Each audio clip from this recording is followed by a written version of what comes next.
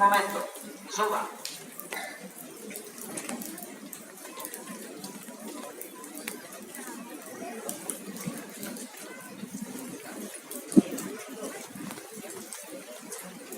Gracias a todos por vir. Desde la Asociación de Afectados decimos que vamos a seguir peleando por los derechos de todos. Vecinos, afectados, explosión, solución. Queremos solución, queremos solución.